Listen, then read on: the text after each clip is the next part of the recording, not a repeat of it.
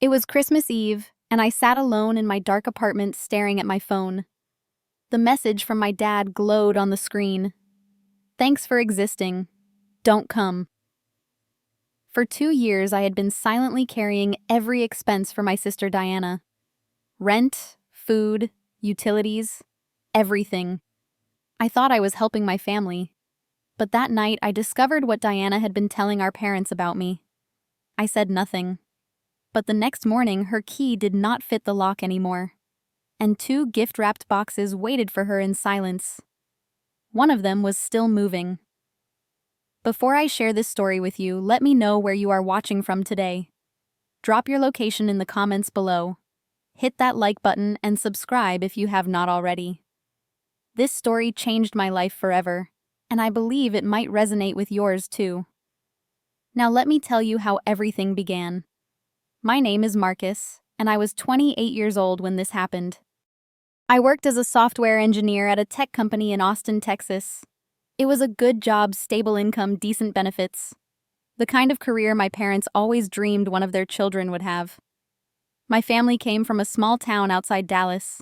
Nothing fancy, just working-class folks trying to make ends meet. My dad spent 35 years as an electrician before retiring, and my mom worked part-time as a nurse at a local clinic.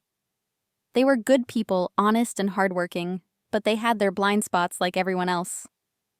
Diana was my older sister, 4 years ahead of me.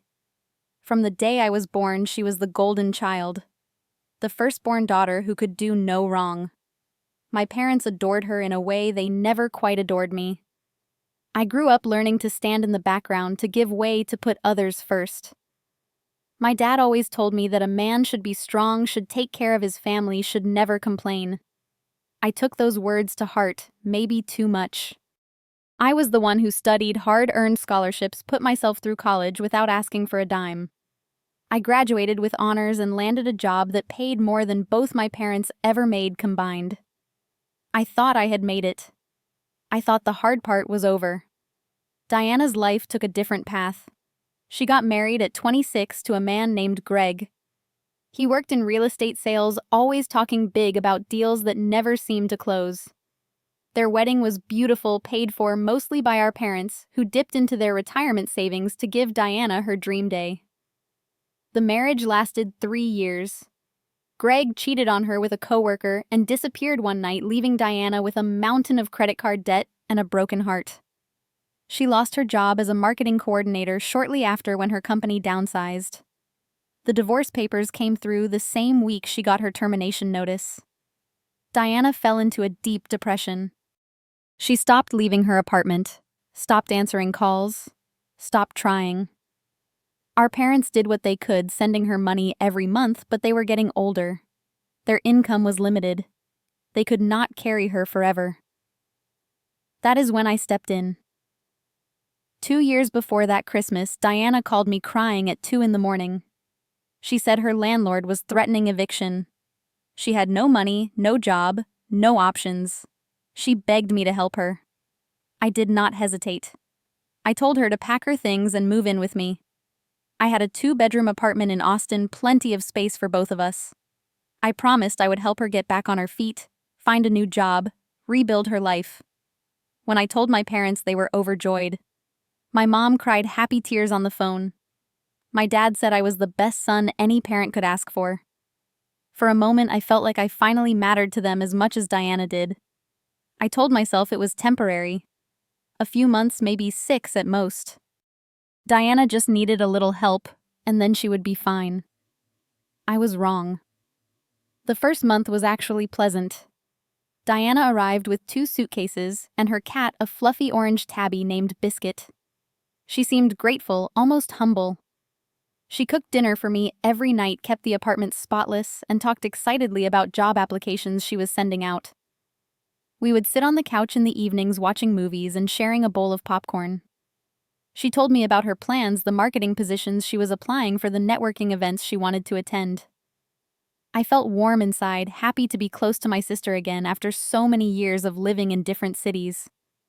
But 6 months passed, and nothing changed. I started noticing things. Diana spent most of her days on the couch scrolling through social media and watching reality television. When I asked about job hunting, she always had an excuse. The market was tough. No one was hiring. The positions were not right for her skill set. Meanwhile, the expenses kept piling up. Diana ordered takeout almost everyday expensive meals from upscale restaurants delivered right to our door. New clothes appeared in her closet regularly. I found subscription charges on my credit card statement for streaming services I had never signed up for. When I gently mentioned that maybe we should cut back on spending, Diana's mood shifted instantly. She snapped at me, saying I did not understand how stressful her life was. She said she needed these things to feel better, to cope with her depression. What was I supposed to say to that? So I said nothing. I just worked harder. By the end of the first year, I was pulling 60-hour weeks just to keep up with the bills. Rent alone was $2,200 a month. Groceries and dining out added another $600, sometimes more. Utilities and internet ran about $300. And then there were all the extras Diana kept charging to my card. My savings account dwindled to almost nothing. The down payment I had been saving for a house disappeared into everyday expenses. The future I had been building brick by brick was crumbling, and I watched it happen without saying a word. Emily, my girlfriend of 2 years, started complaining that I was never available anymore. I was always working, always tired, always stressed. She said she felt like she was dating a ghost. I tried to explain about Diana, about my responsibility to my family, but Emily did not understand. Or maybe she understood too well. She broke up with me 3 days before our second anniversary. I did not tell my parents about any of this. I did not want them to worry. I did not want them to think I could not handle things. But the lies kept coming, and I kept pretending not to notice. One afternoon, I came home early from work because I was feeling sick. Diana did not hear me come in. She was in her room talking loudly on the phone with someone. I stood in the hallway and listened. "My brother is such an idiot," she said, laughing. "He just keeps paying for everything. All I have to do is act sad for a few minutes and he caves. It is like having my own personal ATM." I felt the blood drain from my face. My hands went cold. I wanted to burst through that door and confront her, but something held me back. Fear, maybe. Or the desperate hope that I had misheard. I went to my room and closed the door. I told myself it was a joke, that Diana did not really mean it. Sisters say stupid things sometimes. It did not mean anything. I kept telling myself that for another year. As Christmas approached, I was excited for the first time in months. I planned to drive back to Dallas to spend the holiday with my parents.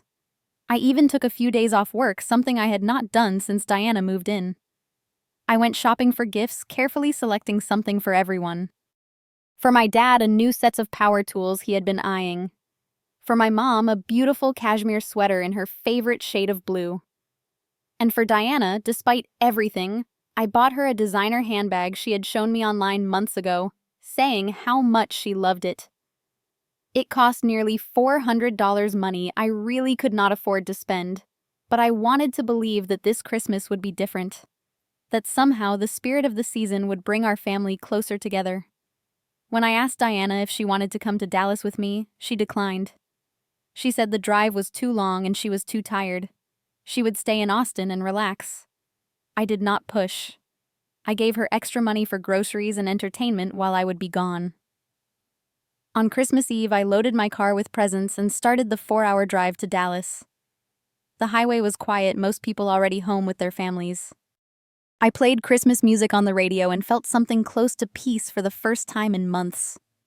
Then my phone buzzed. I glanced at the screen and saw my dad's name. Assuming it was a message asking about my arrival time, I pulled over at a rest stop to read it. "Thanks for existing. Don't come." I read the words 3 times, certain I was misunderstanding something. My dad had never sent me a message like this. He was not the type for cruel jokes. My hands trembling, I called his number. No answer. I called again, and again. Nothing. Finally, I called my mom. She picked up on the fourth ring and her voice was ice cold. "You do not need to pretend anymore," she said. "Diana told us everything." "Told you what?" I asked, genuinely confused. "What are you talking about?" "How you have been treating her, making her pay rent she cannot afford, treating her like a servant, making her feel worthless every single day." My mom's voice cracked with anger. "She is your sister, Marcus. How could you?" "Mom, that is not true. None of that is true. I have been paying for everything. She has not paid a single dollar since she moved in." "Diana said you would deny it. She said you would try to manipulate us just like you manipulate her." My mom's voice hardened. "Do not bother coming home. You are not welcome here." The line went dead. I sat in my car in that empty rest stop parking lot, the Christmas music still playing softly on the radio, and I could not breathe. The world tilted sideways. Everything I thought I knew was collapsing around me. With shaking fingers, I called Diana. She answered on the second ring, her voice casual, almost amused. "Hey, little brother. What is up? What did you tell them?" My voice came out strangled. "What did you tell Mom and Dad?" There was a pause and then Diana laughed. It was not a kind laugh. "I told them the truth," she said. "My version of it anyway." "Your version, Diana. I have been paying for everything. For 2 years. You know that. You know I have never asked you for a single cent." "Sure, but they do not know that." Her voice turned sharp. "Listen, Marcus. I needed them on my side. You were always their favorite anyway, the golden boy with the fancy job and the perfect life. Well, now they see who you really are." "I was never their favorite," I said, my voice breaking. "You were. You always were." "Whatever helps you sleep at night." Diana's tone was dismissive. "Look, I have got to go. Merry Christmas." She hung up. I sat in that parking lot for almost an hour, watching the stars appear one by one in the cold December sky. I thought about everything I had sacrificed. The money, the time, the relationship with Emily, the house I would never buy. And for what? For someone who saw me as nothing more than a meal ticket. Finally, I started the car and turned around. I was not going to Dallas. I was going home. The drive back to Austin took forever. Every mile felt like a year. I replayed every conversation, every moment, every red flag I had ignored because I wanted so badly to believe that family meant something. I got back to the apartment around midnight. Diana was not there. Probably out celebrating with friends, spending money I had given her. The Christmas tree I had decorated myself stood in the corner lights, twinkling softly in the dark. I sat down on the couch and cried. Not quiet tears, but deep, ugly sobs that came from somewhere I did not know existed inside me. And then somewhere in the middle of that darkness, something shifted. The tears stopped. The pain hardened into something else. Resolve. I was done being used. That night I did not sleep. Instead, I opened my laptop and started reviewing documents. The lease agreement for the apartment signed by me, and only me. Diana's name appeared nowhere. Legally, she had no right to be here. At 3 a.m, I sent an email to my building's management company. I explained that I needed the locks changed immediately, first thing in the morning. I was willing to pay double the usual fee for emergency service. They replied within the hour, confirming a technician would arrive at 7 a.m. Then I started packing. Not my things, Diana's. I went through the apartment systematically, gathering everything that belonged to her. Clothes, shoes, makeup, books, random trinkets she had accumulated over 2 years. I folded everything, neatly placed each item carefully into cardboard boxes and sealed them with tape. By the time the sun started to rise, the apartment looked different. Cleaner. Lighter. Like a weight had been lifted. The locksmith arrived right on time. He was a quiet older man who did not ask questions, just did his job efficiently. 20 minutes later, I had a new set of keys, and Diana's old ones were useless. I carried her boxes out to the hallway and stacked them neatly against the wall. Then I prepared the 2 gift-wrapped packages. The first box was large and rectangular. Inside, I placed the designer handbag I had bought for her, the $400 gift I had chosen with such care. But I added something else too. Every receipt, every bank statement, every record of every payment I had made over the past 2 years. Rent, utilities, groceries, everything. I printed them all out, organized them by month, and stacked them neatly inside the box. Let her see exactly how much her lies cost. The second box was different. It had small holes punched in the sides. Inside, I placed Biscuit the cat in a comfortable carrier along with food, water, and his favorite toy. The box moved gently as Biscuit shifted around, curious about his temporary home. I wrote a short note and taped it to the top of the boxes. Thank you for teaching me the most expensive lesson of my life. Here is everything that belongs to you. Good luck. Then I went inside, closed the door, and waited. Diana came back around noon. I heard her footsteps in the hallway, heard her keys jingling as she tried to unlock the door. The sound of metal scraping against metal again and again. Then silence. My phone started ringing. Her name flashed on the screen. I declined the call. More ringing, more declined calls. Then the text started. What the hell, Marcus? Let me in. This is not funny. I swear to God, if you do not open this door. I did not respond to any of them. Through the peephole, I watched her pace back and forth in the hallway, her face twisted with anger and confusion. She opened the gift boxes, saw the handbag, saw the receipts.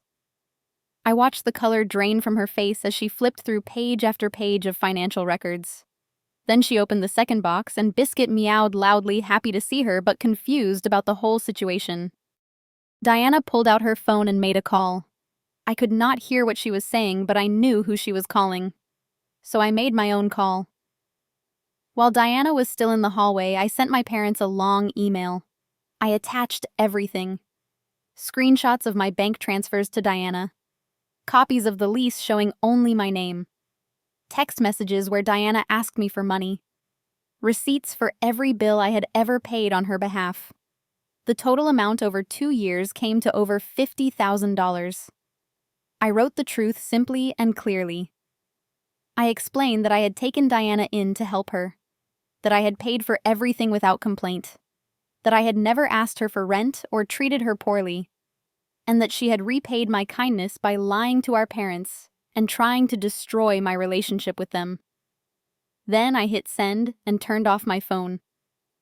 The first few days were the hardest. I kept the curtains closed and did not answer the door when Diana came banging on it. Eventually, the building security asked her to leave. My parents called the landline repeatedly. At first, my mom's voice on the answering machine was angry, accusing. But after a few days, the tone changed. My dad called and said they had received my email. They had gone through all the documents. They wanted to talk. I was not ready. Not yet. Instead, I made an appointment with a therapist, something I should have done years ago. I started seeing her twice a week.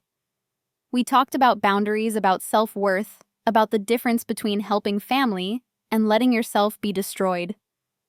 I learned that my need to be useful, to be the reliable one, came from growing up feeling invisible. I thought that if I just gave enough, sacrificed enough, I would finally earn my place in the family. But that was a lie I had been telling myself. You cannot buy love with money, and you cannot earn belonging through suffering. Slowly, I started to rebuild. I reconnected with old friends I had neglected. I joined a running club that met every Saturday morning in the park. I started cooking real meals again instead of eating takeout at my desk. I opened a new savings account and watched the numbers grow week by week. 3 months after that Christmas, I finally called my dad. His voice cracked when he heard mine. "Marcus," he said. "Son, I am so sorry." I had imagined this conversation 100 times, all the things I wanted to say, all the anger I wanted to express. But when the moment came, I just felt tired. "I know, Dad. I know." My mom got on the phone too. She was crying. She said they had confronted Diana with all the evidence. Diana had admitted everything, the lies, the manipulation, all of it. She tried to make excuses, said she was depressed, said she did not know what else to do. But the damage was done. My parents asked if they could see me. I said I needed more time, but maybe eventually. Maybe. As for Diana, I heard through relatives that she had moved in with an old college friend. She got a part-time job at a retail store. Not glamorous, but it was something. She sent me several messages apologizing, asking for forgiveness, asking if we could talk. I did not respond. Not because I hated her, but because I had finally learned to protect myself. Forgiveness is one thing. Letting someone back into your life to hurt you again is another. I do not know if Diana will ever truly change. I hope she does for her own sake. But her journey is not my responsibility anymore. Here is what I learned from all of this. Being kind does not mean being a doormat. Loving your family does not mean sacrificing your entire self for people who do not appreciate it. Sometimes the strongest thing you can do is walk away. Not with anger, not with revenge, but with clarity, with peace. That Christmas was the worst night of my life. But it was also the night I finally woke up. The night I stopped being a supporting character in everyone else's story and started being the protagonist of my own. If you are watching this and you recognize yourself in my story, if you are giving and giving while someone takes and takes, I want you to know something. You deserve better. You deserve to be loved for who you are, not for what you provide. And sometimes the people who hurt us most are the ones we trusted most. That is not your failure. That is theirs. The 2 gift-wrapped boxes I left for Diana that morning were not about revenge. They were about closure. They were my way of saying goodbye to the person I used to be, the one who thought love meant endless sacrifice. The box that was still moving held her cat, but it was also a symbol. Life moves forward always. Even when we think we are stuck, even when we think the pain will never end, things change. We change. And that is beautiful. So let me ask you this. Have you ever given everything to someone who did not deserve it? How did you find your way back to yourself? Share your story in the comments below. I read every single one, and I know there are others out there who need to hear that they are not alone. If this story touched you in any way, please hit that like button and share it with someone who might need it. And if you have not subscribed yet, join our community by clicking the subscribe button and the notification bell so you do not miss future stories. Thank you for being here, for listening, for caring. I wish you all the strength to set boundaries, the courage to walk away from what hurts you, and the wisdom to know that you are enough exactly as you are. Take care of yourselves. You matter. You.